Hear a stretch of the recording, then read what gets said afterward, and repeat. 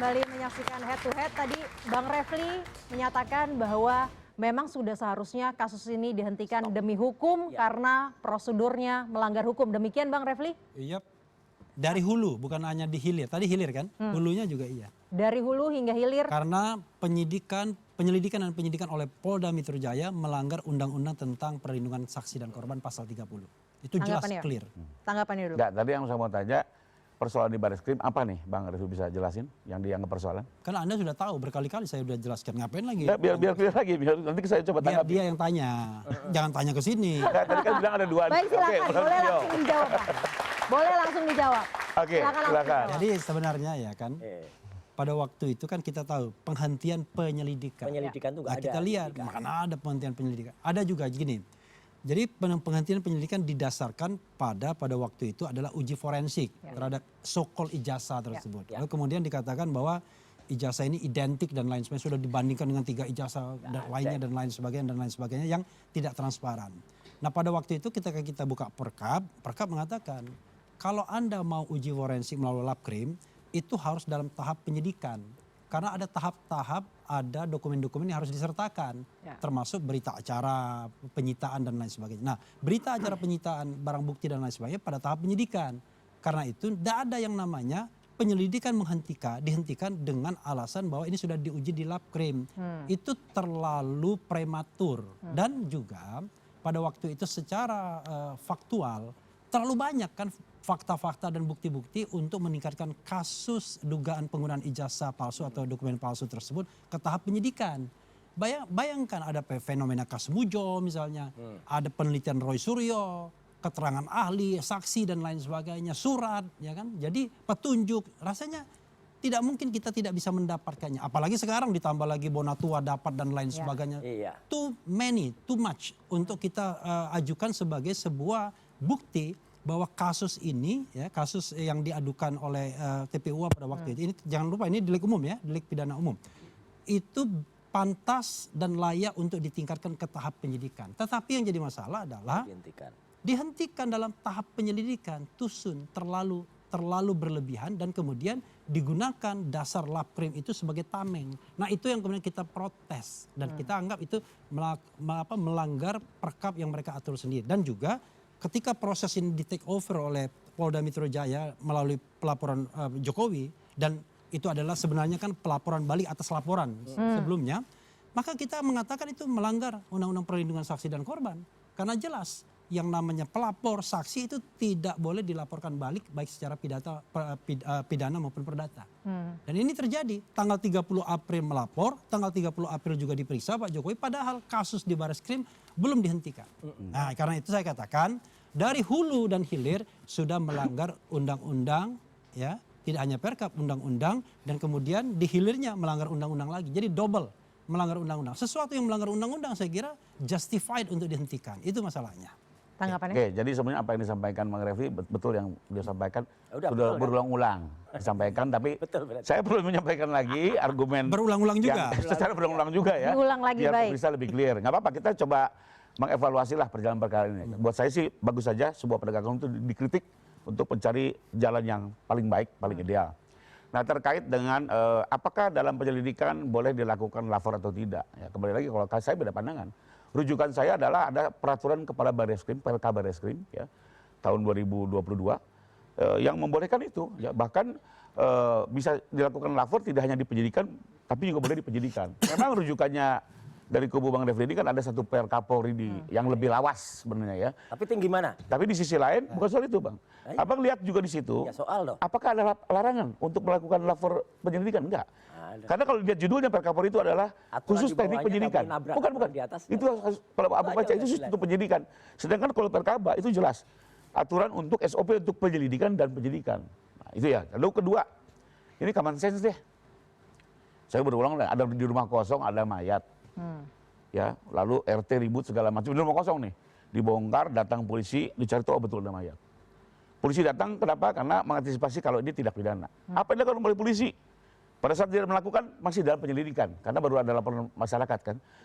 Mau tidak mau dia harus membawa mayat ini ke kedokteran forensik, meminta pendapat ahli. Kenapa? Untuk menentukan matinya wajar atau tidak wajar. Karena kalau wajar berarti perkara ditutup, mati karena serangan jantung. Tapi kalau tidak wajar berarti karena diracun, maka dia naik ke penyidikan. Artinya di tahap penyelidikan tetap diperlukan keterangan pihak ketiga, keterangan ahli.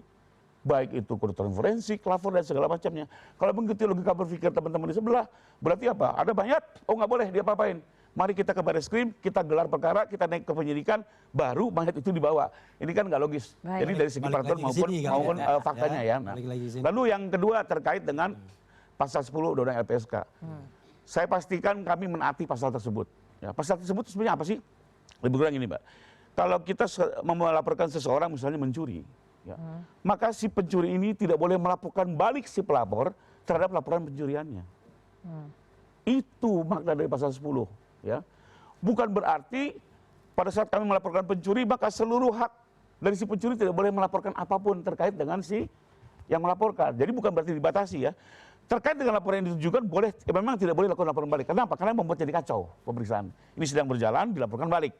Tapi bukan, yang perlu dicatat adalah tidak berarti maka selama dia membuat laporan, seluruh hak si terlapor itu dilumpuhkan selama waktu itu berjalan. Tidak boleh melaporkan apapun. Ya. Yang ada adalah dia tetap boleh melaporkan sepanjang laporannya berbeda, tidak terkait dengan laporan itu. Jadi menurut Abang ini laporannya berbeda Contohnya, jadi boleh? Menurut beliau nggak boleh. Contoh, kalau buat saya berbeda boleh. Contoh, saya kembali ke kasus deh biar nggak begitu rumit masyarakat memahaminya. Ada pengusaha melaporkan tenaga kerjanya melakukan penggelapan uang. Oke? Kalau ikut logika berpikir, oh pekerja ini nggak boleh melaporkan balik pengusaha dong. Baik, Bang. Tapi nggak, dan faktanya apa? Boleh si pekerja ini melaporkan balik pengusaha atas penggelapan pajak, Baik, Bang, penggelapan PPN. Dan itu wajar saling melapor Baik. untuk Ini, objek Bang. yang berbeda. Ini, Bang. Ya. Berarti menurut Abang itu boleh dilaporkan balik Boleh. karena memang lagi. laporannya berbeda, Iya. kasusnya berbeda. Yang Oke. dilaporkan oleh Bang Egy, ini mohon maaf ya, Balik Bang Egy lagi. yang melaporkan itu terkait dengan pemalsuan. Kami tidak melaporkan itu. Balik lagi. Yang kita Baik. laporkan itu adalah terkait apa? Fitnah dan pencemaran di sosial media. Ya, foto aja. Baik. Objeknya berbeda, Balik rujukannya lagi bukan sini. LPD ya, tapi 31 sosial media. Pasal pun berbeda. Jadi menurut saya Balik lagi. apa dalam fakta masyarakat itu bukan berarti apa soal melapor maka si terlapor Balik akan lagi. diberangus, selama perkara berjalan tidak boleh melaporkan apapun. Enggak, Baik. sepanjang objek yang berbeda. Saya itu mau boleh. ke- Sebentar. Nah, sorry, ketiga Balik. satu lagi. Tadi kan menanggapi Iya, yang dua Bang kali. Sangaji ya. Ada Bang pra peradilan Bang. Jadi kalau Abang sebenarnya mau menguji apakah bisa apa pasal KUHP lama 138 ditegakkan, bisa kita ajukan apa? Pra peradilan terkait penetapan tersangka. Kan pra peradilan Baik, sudah itu berubah. nanti akan saya tanyakan mengenai pra Argumennya apa? peradilan Karena ya. sudah lewat waktu. Kita belum masuk Jadi sana, pra nanti saya peradilan akan gitu. tanyakan itu ke pra Kalau memang- peradilan. tapi Kenapa sekedar alasannya bocoran, tidak mau? Sudah pernah ada orang yang mengajukan itu dan digugurkan oleh Baik. hakim. Ke Balik Refli dong, Harun. sebentar, balik. Sebentar, Ini Bang. banyak Bang. kekeliruan. Ini banyak kekeliruan. Kekeliruan pertama terkait dengan laporan Baik, Bang, forensik. sangat. Ya, jadi Kita ke Bang Refli dulu Oh, ya, sebentar. boleh. Jadi bro, Dulu, tahan dulu. ya, jadi bro, yang kita masalahkan itu adalah pengujian dokumen. Jadi jangan dikenakan soal mayat dan lain sebagainya. Itulah beda treatmentnya. Jadi sama itu. sebentar, Meminta keterangan ahli, gini, Bang. Keterangan di ahli. perkap itu exactly dalam hal dokumen. Jadi dokumen No. itu, loh, yang saya baca di perkap. You must read it Loh, clearly. Iya, I already Perkap. read Loh, it. Perkap itu mengatakan di pasal 81 itu adalah dokumen. Syaratnya adalah ada berita acara dan lain sebagainya, penyitaan dan lain sebagainya. Jangan. Dokumen. Nanti I show Nah, you. clear. Nah, Itu adalah banyak satu. pilihan Bang. Yang penting keterangan ahli. Iya, That's the tetapi point. yang saya katakan ini adalah dalam hal dokumen. Ya, untuk pemeriksaan dokumen. Jadi bukan pemeriksaan yang lain. Satu, itu spesifik. Yang kedua, ini along with yang dilaporkan TPU itu apa? Penggunaan dokumen palsu alias ijazah palsu. Lalu pencemaran nama baiknya apa? Terkait apa? Ijazah palsu juga.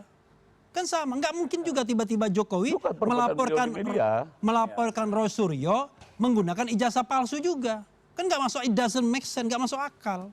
Jadi dia melaporkan mengenai penggunaan ijazah palsu oleh Jokowi, lalu Jokowi melaporkan pencemaran nama baik. Ya itulah yang namanya melaporkan balik. Jadi konteks melaporkan balik itu adalah pencemaran nama baik, fitnah, ujaran kebencian terhadap sesuatu yang kita sudah laporkan terlebih dahulu. Nggak mungkin kemudian tiba-tiba laporan baliknya penggunaan ijazah palsu Yang oleh dimaksud pasal 11 LPSK bukan itu Bang. Pasal 220 Abang cek. Loh, Baik, itu Bapak-bapak. yang dimaksud Tidak. adalah Saya mau memberikan Itu waktu untuk dulu. Ada presiden. Baik, Bapak-bapak, saya mau memberikan waktu buat Bang Roy dulu. Bentar, Bang Gofur. apalagi dalam konteks pemberantasan korupsi. Baik, Bang Refli, saya mau memberikan Udah waktu ada dulu. orang yang menguji itu, Bang. Bang Rifai sebentar, kita harus memberikan waktu dulu ke Bang Roy ya. Masalah hukum. Iya, Hukum. Ya, Bang Roy, pertanyaan saya gini. Tinggal Geras Andi Asuhan sih lah. Baik. Enggak, nanti dulu lah itu soal lain. Bang Roy gini, pertanyaannya adalah kenapa tidak pra peradilan saja, kemudian tadi yang juga dipermasalahkan oleh Ya. Bang Gafur, dan terakhir saya juga mau tanya tadi sudah di Peradilan Ya, nanti wajarnya dulu. juga. ya saya mau tadi Mas sudah Asa. diangkat juga oleh Bang Refli mengenai RJ. Selesainya jangan Ya. dengan RJ. Oke, gini. Jadi sebenarnya kalau tadi bicara masalah hukumnya udah berat-berat. Ya, Saya betul. ingin kembalikan dengan pikiran masyarakat saja supaya gampang ya. Gimana bisa persoalan ini kemudian secara clear tadi ya, kalau misalnya Pak Rifai mengatakan dari awal polisi dan Bareskrim saja udah nggak kompak ya. Yang ditunjukkan di Bareskrim itu ijazahnya kayak gini nih. Ya, ijazah yang terlipat semacam ini. Fotokopi pada saat yang sama Bareskrim juga menampilkan ijazahnya kayak gini. Anto. Ini pada saat yang sama loh. Lah, ini pada satu layar sama. Adik. Sekarang ijazahnya tuh yang mana? Ini yang dibawa oleh adiknya Iriana. Ya, Namanya Anto. ya itu Anto atau siapalah namanya. Wijaya. Jadi dari saya udah beda. Tiba-tiba ya Polda Metro itu mengeluarkan contoh ijazah yang kayak gini. Sementara contoh ini yang kemudian kita lihat bersama, yang tadinya nggak ada watermarknya, tambah-tambahin watermark. Padahal yang ijazah yang asli itu bentuknya kayak gini. Sudah dari contoh ini saja udah kelihatan mana ijazah yang asli, mana ijazah yang palsu. Ya, jadi ngapain kita harus repot-repot? Saya jawab pertanyaan Mbak Sasa. Ngapain kita repot-repot harus melakukan pra-peradilan? Nggak usah. Kemudian soal RJ. Ngapain juga RJ? CNN bisa tampilkan gambar yang saya tulis supaya jelas ya. Karena RJ-nya sekarang ini RJ ala-ala Solo. Ya. Gimana tuh Bang? Ala-ala Solo tuh misalnya gini, jelaskan. Dua orang yang tadi sudah awal menyampaikan, nah ini aja ala-ala Solo nih ya. Ya, itu ada dua orang itu, ya. Katanya nggak minta maaf. Padahal dalam syarat restoratif justice itu dan terbit akhirnya ada terbit SP3 kan? Kan ada SP3 nih. Ya. Ya, padahal nggak ada yang namanya permintaan maaf. Coba, Egy Sujana dan Damai Herlambes sama sekali tidak mengatakan permintaan maaf, sama sekali nggak. Tiba-tiba bisa RJ. Terus tiba-tiba ada statement dari polisi mengatakan sudah di SP3. SP3 itu namanya surat penghentian penyidikan. Surat itu satu surat isinya beberapa terlapor dan dua bahkan tersangka, akhirnya ada 8. Suratnya dicabut Mbak. Dalam satu saat ada beberapa nama. Berarti yang dicabut beberapa nama sekaligus atau enggak? Mestinya. Mestinya kan? Nah jadi enggak. Ya jadi inilah yang makanya kami ketawa aja. Kalau tadi misalnya Pak Rifai mengatakan, oh itu udah biasa salah. Lah jangan dibiasakan yang salah. Itu loh, simple aja udah. Jadi jangan dibiasakan restoratif justice ala-ala Solo kayak gini. Baik, tapi Bang Rismo juga katanya mengajukan RJ Bang. Ya nggak apa-apa, itu terserah, kita hormati aja. Dia mau RJ, dia mau JR, dia mau apa, nggak apa-apa. Namanya aja respon Janipar, kan RJ. Tangan dia biar boleh-boleh aja. Baik. Ngomong-ngomong masalah RJ-nya Bang Rismon, saya mau ke Bang Andi Asuhan dulu. Sebelum Bang Rismon kemudian mengajukan RJ, kabarnya sudah dilaporkan dulu mengenai ijazah palsunya Bang Rismon. Ya. Dasarnya apa? Ya banyak. Ini pelaporan balik juga nggak nih? Ini bukan pelaporan balik kan. Ini kan 7 bulan yang lalu kita kan juga melihat suatu kejanggalan. Ya.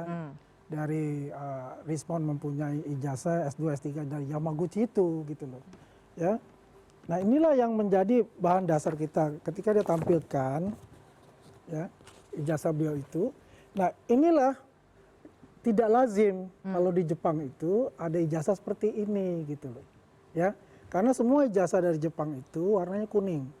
Kalau dia berbahasa Jepang ya yang ada itu hanyalah nah seperti ini saya kasih warna itu dari serat bambu ya seperti ini ya di sini ada namanya stem ini namanya yang warna merah di atas itu dalam kanji artinya adalah Yamaguchi Daigaku Universitas Yamaguchi.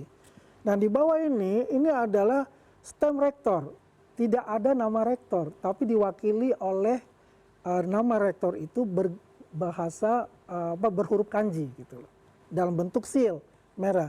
Ini yang common gitu. Kalau yang di sini ini ada di bawah dari seal dari Yamaguchi Daigaku mestinya di atas dan kertasnya bukan ini. Kemudian itu tidak ada bahasa huruf romaji. Nggak ada huruf romaji yang di bawah ini. Yang ada semua itu adalah stem dari rektor itu menggunakan seal merah itu gitu. Ini sudah janggal. Kemudian juga dari karakter kanji di sini, ini sangat berbeda karena kanji di Jepang itu ada fontnya. Apalagi dengan yang namanya ijazah atau sertifikat itu jelas untuk itu.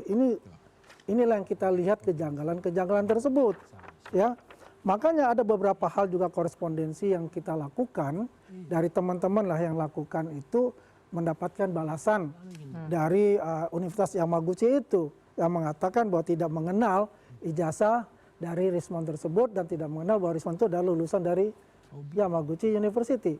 Even though dia itu mendapatkan yang namanya Mombugakuso Scholarship yang untuk belajar di Yamaguchi itu. Tapi diduga menurut saya beliau ini adalah DO, dropout. Pertanyaan saya tujuannya apa Bang dengan pelaporan ini? Apakah terkait dengan kasus yang sedang berjalan? Jadi kalau kita lihat ya, seseorang kalau kita bicara etika dan moralitas, seseorang meneliti ijazah seseorang, dia kan mesti clear untuk dirinya sendiri. Ini kan ibaratnya quote unquote maling teriak maling gitu loh.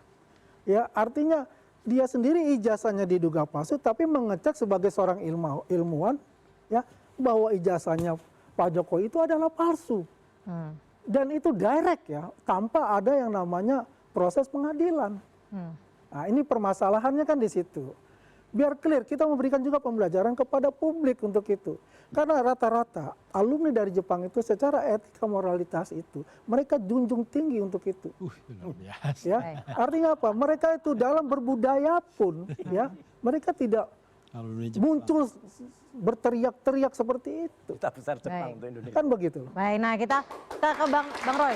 Ya. Bang Rismon udah ngobrol belum mengenai pelaporan ini, kemudian mengenai rencananya mau mengajukan RJ, komunikasinya sejauh ini gimana? Ya. Karena saya lawyer. Lawyernya nanti ke Bang Refli, ke teman, Enggak, kalau koleganya dulu dong. Kalau saya itu persoalan yang totally different, berbeda.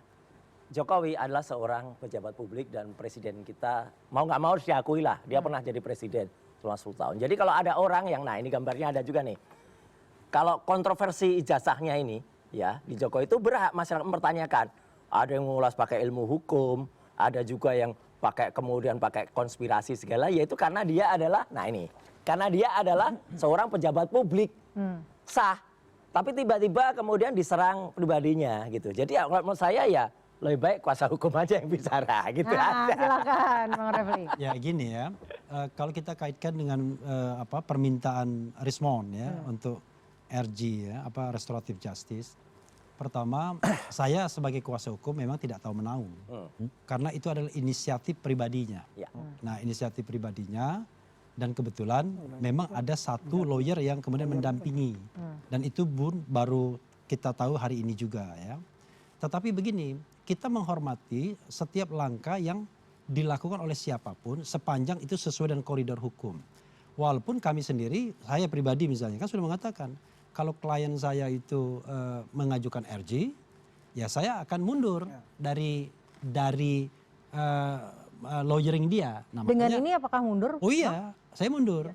Bang Refli sudah mundur? Iya, saya gini, mundur itu kan harus ada komunikasi langsung. Soal RJ-nya Ya, respon. komunikasi langsung Rismon. Nah, sampai hari ini saya belum nyambung sama Rismon. Saya telepon sama WA belum ada.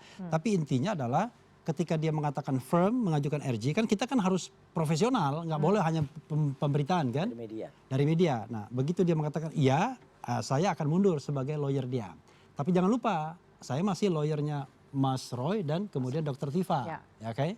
Nah, kita menghormati hak orang untuk mengupayakan upaya hukum apapun sepanjang itu legal dan kemudian tidak ada motif-motif non hukum.